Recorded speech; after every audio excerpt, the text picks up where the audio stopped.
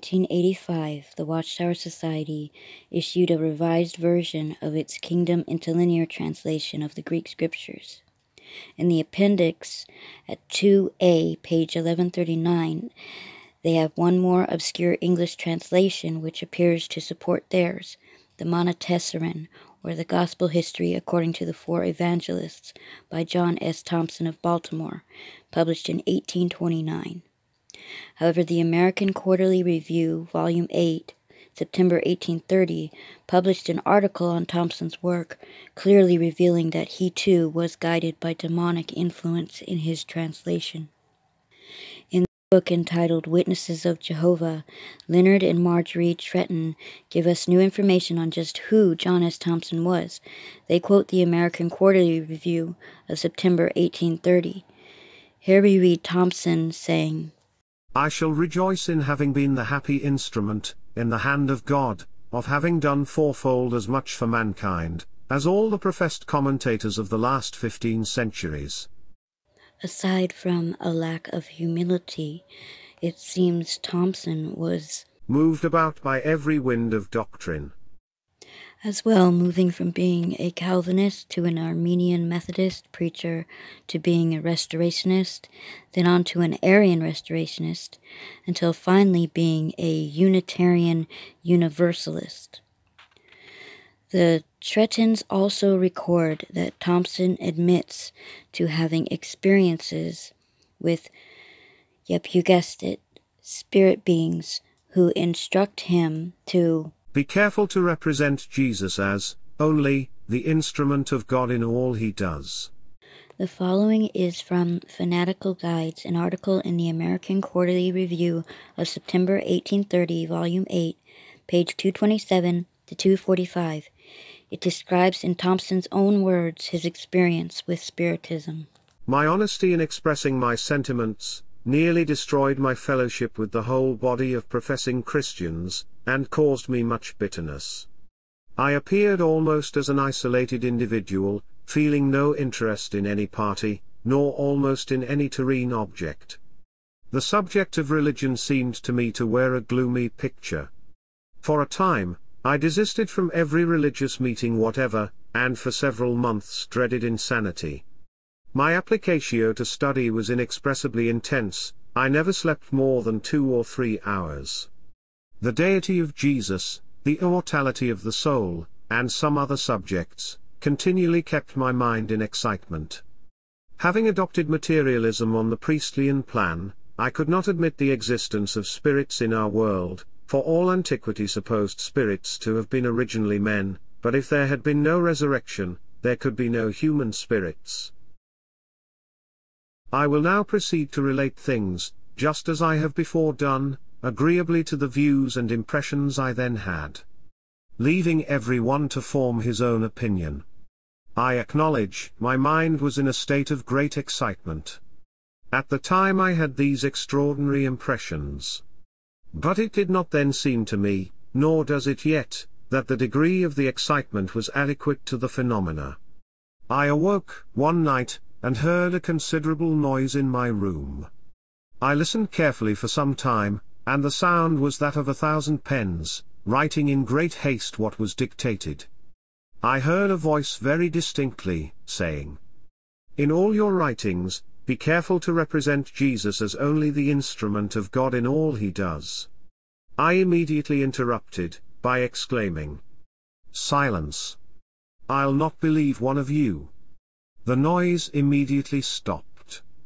And I was often afterward sorry that I had interrupted the dictation. I examined, but there was no person in the room. The door being locked, and none had yet arisen in the house.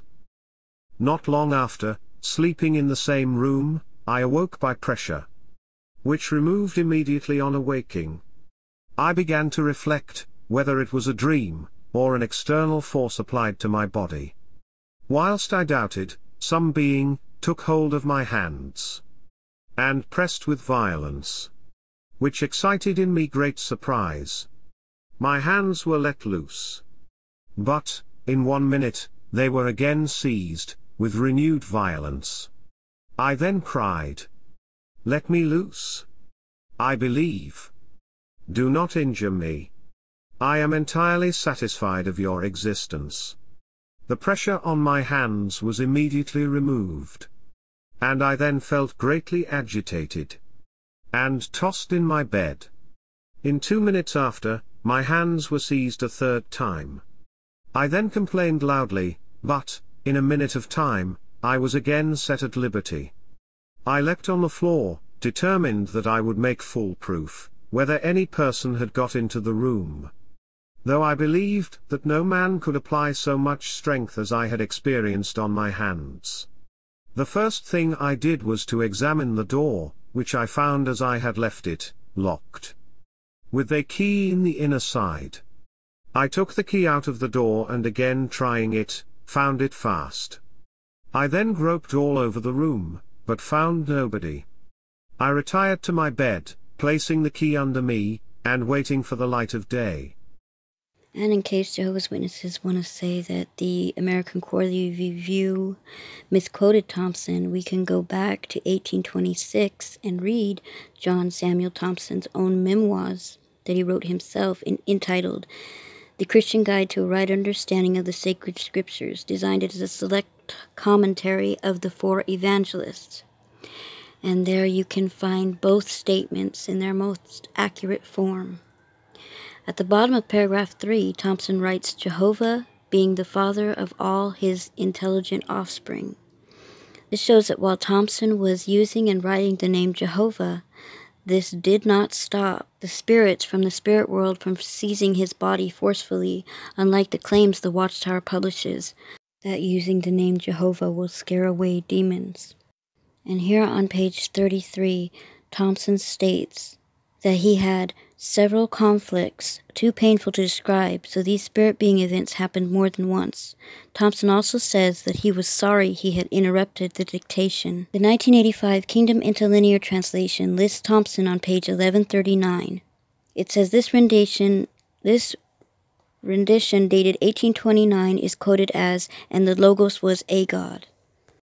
What the Watchtower fails to mention in their Kingdom Interlinear Translation appendix is the fact that not only was Thompson hearing voices from the spirit world, but he couldn't make up his mind. As mentioned, he was moved about by every wind of doctrine, moving from being a Calvinist to an Armenian Methodist preacher to being a Restorationist to an Arian Restorationist until finally being a Unitarian Universalist.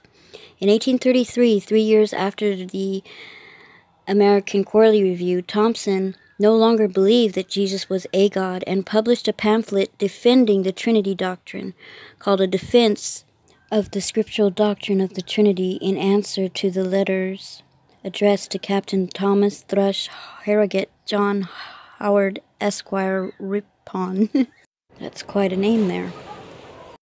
And I apologize for the storm you can hear behind me. So it's pretty amazing. The Watchtower Society is priding themselves on using spirit medium whack jobs like Johannes Greber and John Samuel Thompson as references to defend their beliefs. So thank you everyone for watching, and until next time.